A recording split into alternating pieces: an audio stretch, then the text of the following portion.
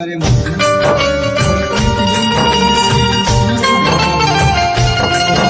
प्यारे छात्र एवं छात्राओं, आप सभी को 26 जनवरी गणतंत्र दिवस की ढेर सारी शुभकामनाएं। आज 26 जनवरी है। आज के दिन हमारे देश का संविधान लागू किया गया और भारत एक लोकतांत्रिक गणराज्य बना। जैसे कि आप सभी जानते हो, आप और हम इस समय यहाँ पर उपस्थित हैं उन महान स्वतंत्रता सेनानी की वजह से जिन्होंने देश के लिए अपने प्राण हंसते हंसते निछावर कर दिए। तो मैं समस्त महान स्वतंत्रता सेनानियों के श्री चरणों में प्रणाम करता हूँ, जिनकी वजह से आज भारत के समस्त युवा पीढ़ी आज़ादी के साथ अपना जीवन जी रही है। जैसा कि आप सभी जानते हैं कि प्रत्येक देश के लोगों को अपना देश अपने प्राणों से भी अधिक प्यारा होता है। हम भारतवासियों को भी अपना भारत देश अपने प्राणों से भी अधिक प्यारा है, क्योंकि हमारे देश का कण कण पवित्र है। इसलिए कहा जाता है कि कण कण में सोया शहीद, पत्थर पत्थर इतिहास है। हमारे देश के पग पग पर महान स्वतंत्रता सेनानियों और महान वीर सपूतों का इतिहास अंकित है।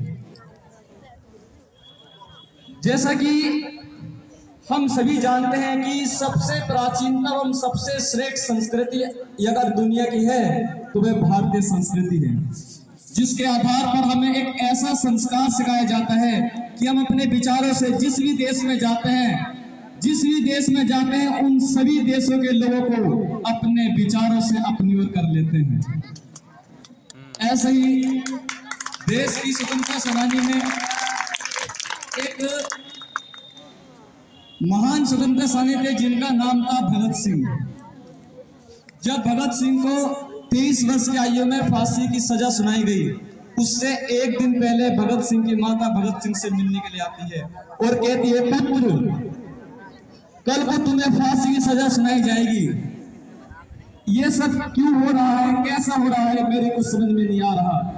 और कह रही थी कि पुत्र हम तुम्हारे लिए लड़की देखने के लिए गए थे, तुम्हारी शादी के लिए, और कल को आप फांसी के फंदे पर झूलने जा रहे हो। ये सब कैसा हो रहा। भगत सिंह बोले कि माँ, मैं सच्चा देशभक्त हूँ, मैं सच्चा राष्ट्रभक्त हूँ, मेरा जीवन देश के लिए ही समर्पित होना चाहिए। और तू ना रो माँ, तू है भगत सिंह की माँ, अरे मर के भी तेरा लाल मरेगा नहीं। अरे घोड़ी चढ़कर दुल्हन लाते हैं सभी, हंसकर हर कोई फांसी चढ़ेगा नहीं। इसी तरह देश में महान शहीद भगत सिंह, जिनकी वजह से आज हम सभी यहाँ उपस्थित हैं। ऐसे ही दूसरे थे चंद्रशेखर आजाद। जब एक पुलिस वाला चंद्रशेखर आजाद के पीछे दौड़ रहा था उन्हें पकड़ने के लिए, तो वह किसी के हाथ नहीं आ रहे थे, लेकिन मस्तक पर चंदन का टीका लग जाने से उनको सीधी पुलिस ने पकड़ लिया। जब चंद्रशेखर आजाद को न्यायाधीश के सामने पेश किया गया तो चंद्रशेखर से पूछा, आपका नाम क्या है? चंद्रशेखर बोले, मेरा नाम आजाद है। पिता का पता पूछे जाने पर चंद्रशेखर बोले, स्वतंत्र। घर का पता पूछे जाने पर चंद्रशेखर आजाद बोले, जेल खाना। और जब चंद्रशेखर आजाद से माता का नाम पूछा गया तो चंद्रशेखर आजाद बोले, मेरी माता का नाम है भारत माता। ये देखकर उनको 15 बेतुकी सजा अंग्रेजी सरकार में सुनाई गई। उन्होंने बचपन से ही कसम खाई थी कि दुश्मन की गोलियों का हम सामना करेंगे, आजादी थे और आजादी रहेंगे। इतने महान और उच्च विचार रखने वाले थे हमारे देश के चंद्रशेखर आजाद। हम सभी हर तरीके से हम सभी जो चीज ठान लेते हैं वो करके ही छोड़ते हैं। हम लोगों में हर क्षेत्र में उन्नति करने की क्षमता है। भारत के नौजवान युवा पीढ़ी किसी भी क्षेत्र में अगर उन्नति करना चाहे तो वे कर सकते हैं। ज्ञान के क्षेत्र में पूरी दुनिया जानती है कि भारत से बड़ा कोई देश नहीं है। इस देश में इतने महान विश्वविद्यालय, तक्षशिला, नालंदा जैसे महान विश्वविद्यालय थे, जहाँ पर अन्य देशों के लोगों ने इस देश में आकर शिक्षा ग्रहण करी है। ये महानता है हमारे देश की।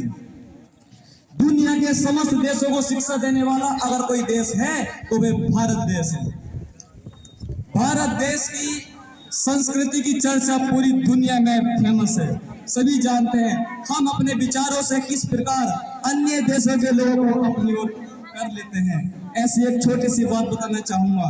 जब स्वामी विवेकानंद अमेरिका पहुंचे तो अंग्रेजों ने उनसे इंग्लिश में प्रश्न मालूम करा। अंग्रेजों ने उनसे कहा how are you. Vivekananda ji ने हिंदी में उत्तर दिया मैं ठीक हूं, आप कैसे हो। ये सुनकर अंग्रेजों ने सोचा कि इनसे इंग्लिश नहीं आती क्योंकि ये भारत के हैं, तो उन्होंने हिंदी में प्रश्न मालूम करा और कहा आप कैसे हो विवेकानंद। तब स्वामी जी बोले आई एम फाइन। ये देखकर उन्हें विश्वास नहीं हुआ, ये कैसे हुआ। हमने आपसे इंग्लिश में प्रश्न किया तो आपने उसका उत्तर हिंदी में दिया, हमने आपसे हिंदी में प्रश्न मालूम किया तो आपने उत्तर हिंदी में दिया, ऐसा क्यों। तब उन्होंने कहा जब आप इंग्लिश बोलकर अपनी मातृभाषा का सम्मान कर रहे थे उस समय में हिंदी बोलकर अपनी मातृभाषा का सम्मान कर रहा था, और जब आपने मेरी मातृभाषा का सम्मान किया तब मैंने आपकी मातृभाषा का सम्मान इंग्लिश बोलकर किया। ज्ञान के क्षेत्र में दुनिया के अंदर तहलका मचा देने वाले कई महान पुरुष थे। स्वामी विवेकानंद, स्वामी रामकृष्ण परमहंस और डॉक्टर एपीजे अब्दुल कलाम। सभी जानते हैं, मैंने कई राष्ट्रपति के बारे में सुना है। राष्ट्रपति में से सबसे अच्छे राष्ट्रपति मुझे डॉक्टर एपीजे अब्दुल कलाम लगे हैं। उनका चरित्र इतना पवित्र है, अगर आप उनके विचारों पर चले तो आप जो चाहो वो कर सकते हैं। डॉक्टर एपीजे अब्दुल कलाम राष्ट्रपति, भारत के सर्वोच्च पद होता है राष्ट्रपति, सबसे बड़े अधिकारी देश के राष्ट्रपति के पद पर होने के बावजूद गरीब बच्चों के साथ नीचे बैठकर केलों के पत्तों पर शुद्ध शाकाहारी भोजन ग्रहण करते थे देश के राष्ट्रपति डॉक्टर एपीजे अब्दुल कलाम। ये महानता है हमारे भारत देश की, ये श्रेष्ठता है हमारे देश की। और आज इसी उपलक्ष्य में आप सभी को कहना चाहता हूँ, हम सभी, आप और हम सभी में देश के प्रति भक्ति होनी चाहिए, राष्ट्र के प्रति भक्ति होनी चाहिए। हम जो चाहे वो कर सकते हैं। अपनी ईमानदारी और सच्चाई पर कठिन से कठिन कार्य करने की क्षमता हम सभी भारत के नागरिकों में है, लेकिन हम अपना व्यवहार